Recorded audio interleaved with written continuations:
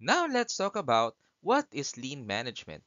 It is a systematic method for waste minimization within a manufacturing system without sacrificing productivity. It aims to enhance efficiency and value by optimizing processes and eliminating non-value added activities. The following are the key principles of lean management. First is value. It defines the value from the perspective of the customer and strive to deliver it. Second is value stream. It identifies the set of activities that deliver value to the customer and eliminate waste. Third is flow. It ensures smooth flow of processes and eliminate bottlenecks. Fourth is pull. It produces only what is needed when it is needed. And fifth is perfection.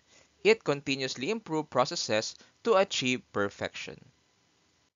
Let's take an overview on how Toyota implement lean management.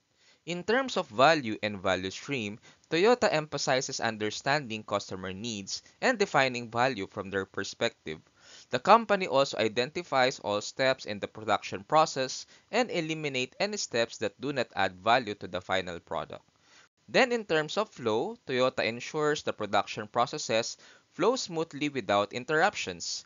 This involves balancing workloads, reducing waiting times, and minimizing delays in the production line. They also use pull system or just in time, where materials and components are produced and delivered only as needed.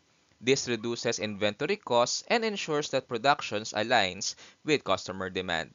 And last is they use continuous improvement or Kaizen. This is where employees at all levels are encouraged to identify areas for improvement and suggest changes. Thank you and happy learning.